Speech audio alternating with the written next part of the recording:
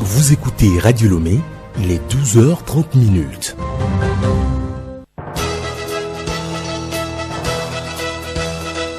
Le journal Geneviève Bognon.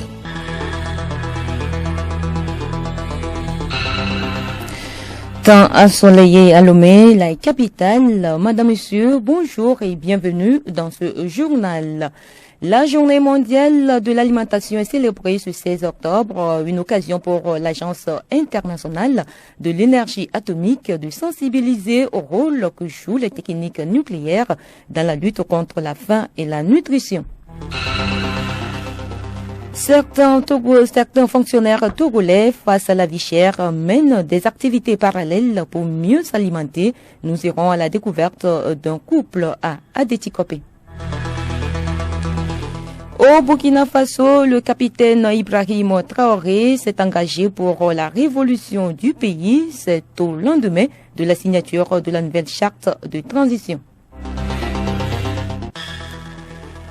Et puis sport, football, Asco de Kara, éliminé en Ligue des Champions, va jouer un match de barrage de la Coupe CAF. Son adversaire sera connu après le deuxième tour de cette coupe qui oppose notamment USM à ASK ce soir.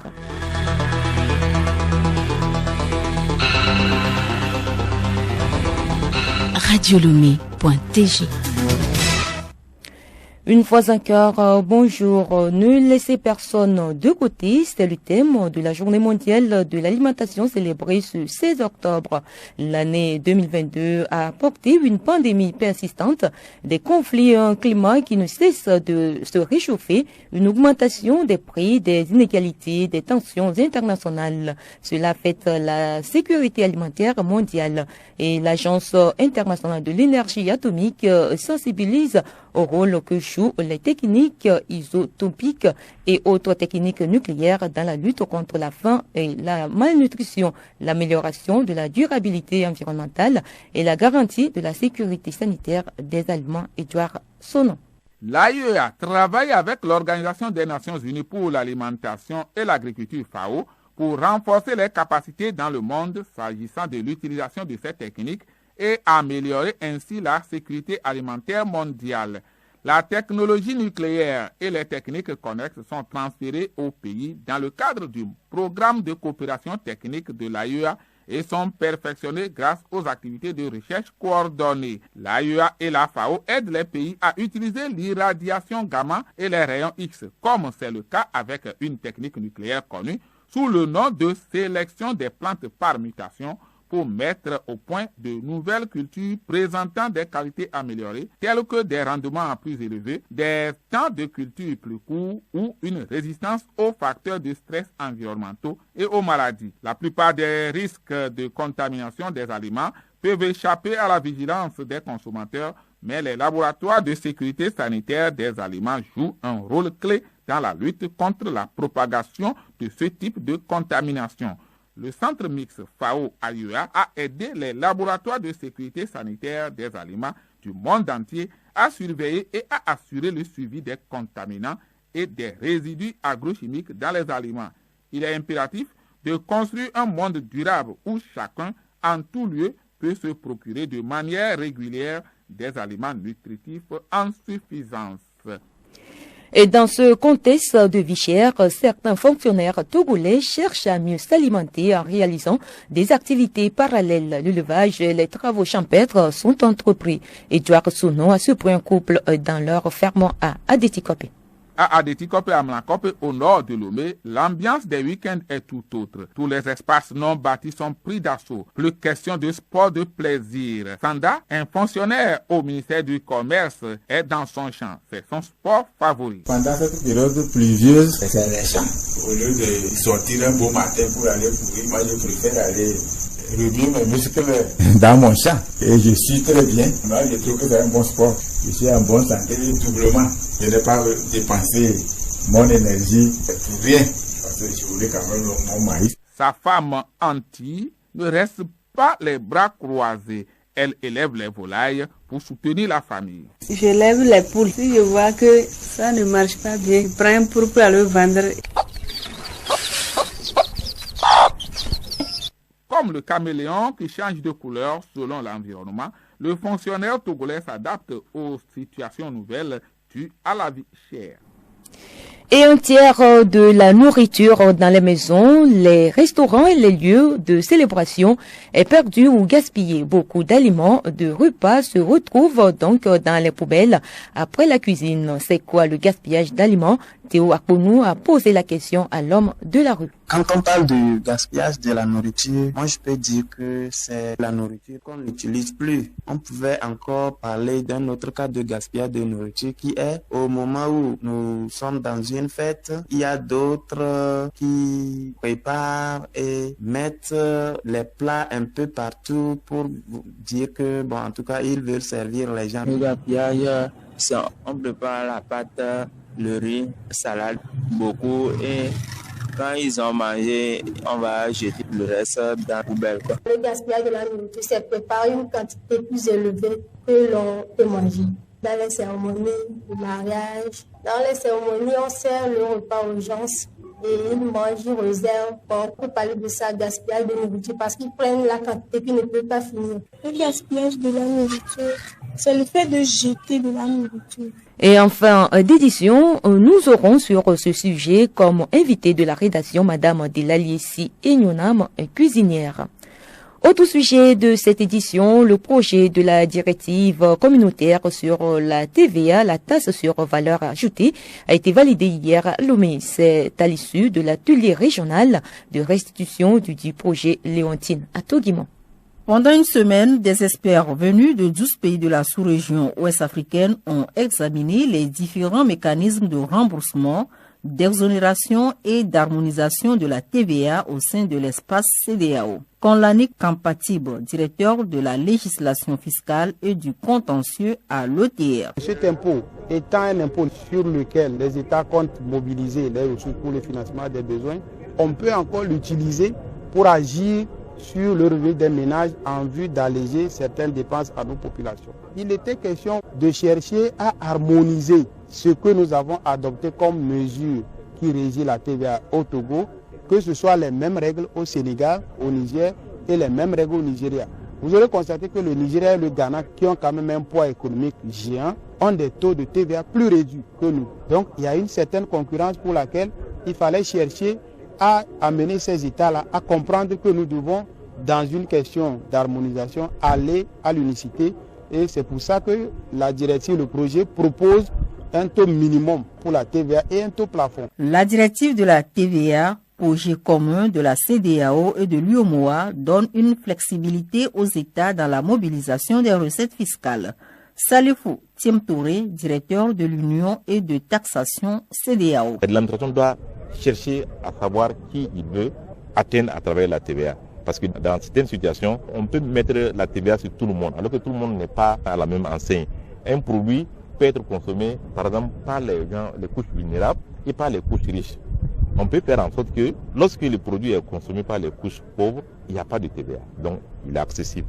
Mais lorsqu'il est consommé par des personnes qui sont aisées, qui n'ont pas de problèmes de finances, ces personnes doivent payer la TVA. Voilà un peu ces astuces qu'on a mis en place pour aider les États à mieux mobiliser la TVA. Les textes validés ce jour suivront un processus jusqu'à leur validation finale par le Conseil des ministres de la CEDEAO avant la mise en vigueur. Le journal Geneviève Bognon.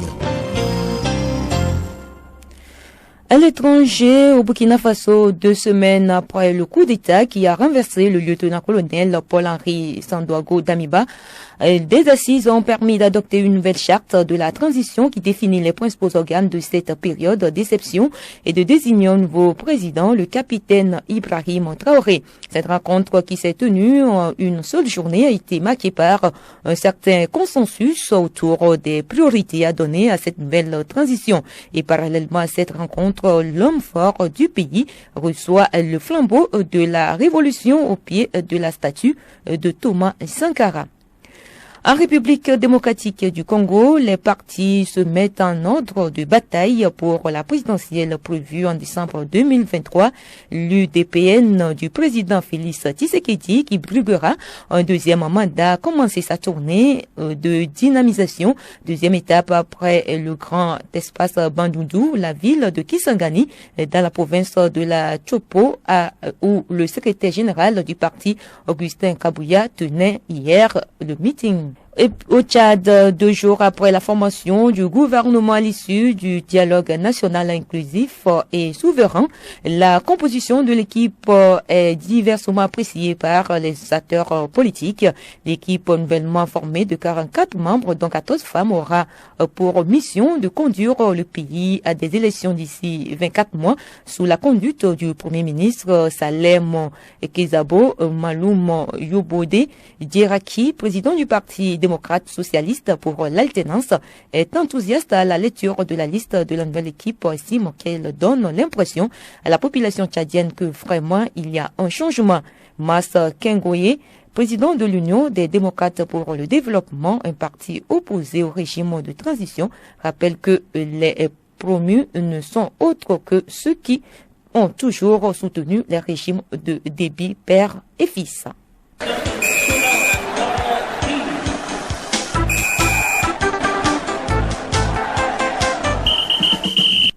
Sport football, le club Asco de Kara a été éliminé de la Ligue des Champions après un nul 1-1 hier, un match retour en Algérie contre la JSK. Et cela fait 2-3 au profit de JSK sur l'ensemble des 2 matchs aller et retour. Les jaunes et noirs de la Cosa ont du coup été reversés en Coupe CAF pour un match de barrage.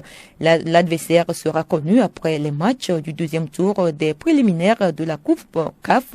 Au programme ce soir, l'une des affiches oppose les Togolais de ASK de Kara aux Algériens de USM. Au match aller à Lomé, USM avait gagné 2-0. Plus de détails dans le journal des sports JDS. Nous l'annoncions, un tiers de la nourriture dans les maisons, les restaurants et les lieux de célébration est perdu ou gaspillé. Comme invité de la rédaction, Madame Delali Essi Enyonam, cuisinière que nous recevons, elle est interrogée par Charlotte Ara. Bonjour Madame Delali Essi Enyonam. Bonjour. Qu'entendez-vous par conservation de la nourriture? La conservation des aliments ou de la nourriture est la préservation de leur comestibilité, leur propriété gustative et nutritive en empêchant le développement des bactéries, champignons et les micro-organismes qu'ils contiennent, pouvant dans certains cas entraîner une intoxication alimentaire. Quel est le but de cette conservation? C'est de garder la qualité organoleptique des aliments, c'est-à-dire le goût, l'odeur, la saveur nutritive. Quel lien faites-vous avec la conservation de la nourriture en cette période de vie chère? Nous faisons de tout notre possible afin de ne pas faire trop de gaspillage. Au cas où il restait un peu de nourriture, nous le mettons au frais ou on le chauffe. Et étant donné que nous sommes en Afrique où les visites ne sont pas annoncées d'avance, on prépare et on garde une partie pour pallier ces éventualités. Je parle de la maison, bien sûr. Cette pratique est actuellement remise en cause par la situation de la cherté de vie, puisque l'on n'arrive même pas à trouver un repas par jour avant d'y penser à la conservation. D'ailleurs, à l'hôtel, l'économe veille au grain à ce que les menus soient servis suivant les nouvelles règles établies, afin qu'il n'y ait pas du reste. Avez-vous quelques conseils ou astuces à donner à nos auditeurs? Pour garder la nourriture restante en bon état, il faut bien les chauffer, surtout à l'heure où beaucoup de personnes utilisent le gaz. Il faut bien chauffer les choses, pas à feu vif, mais plutôt mettre le feu doux. Mais pour ceux qui utilisent le charbon de bois, je leur dirais que c'est avantageux, car cela permet de garder intacte la nourriture ainsi que sa texture et sa saveur. Par exemple, la pâte cuisinée sur le gaz se gâte vite que celle qui est cuisinée sur le charbon de bois. On peut aussi faire des pré-cuits. Par exemple, si vous avez des légumes, carottes, haricots verts, tomates et autres, après avoir nettoyé, lavé, ajoutez juste un peu d'eau ou un peu d'huile, mettez ça quelques minutes sur le feu d'eau bien sûr, pour pouvoir garder. Ça c'est hors frigo. Exemple de spaghettis ou riz restant, c'est la même procédure mais sans ajouter de l'eau afin de préserver sa texture et le goût. N'oublions pas aussi que la conservation de nos aliments diffère les uns des autres. En cuisine, rien ne se perd, tout se transforme. Merci beaucoup, Madame Delali. Je vous remercie.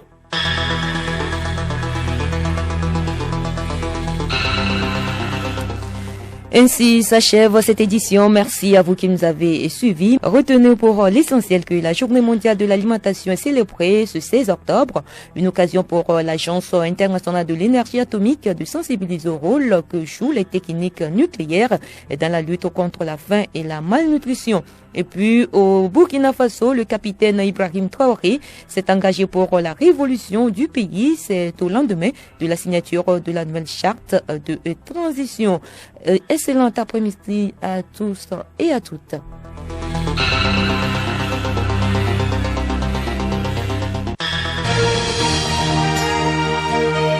Radio Lomé, boîte postale 434, email radiolomé@radiolomé.tg. radiolomé.tg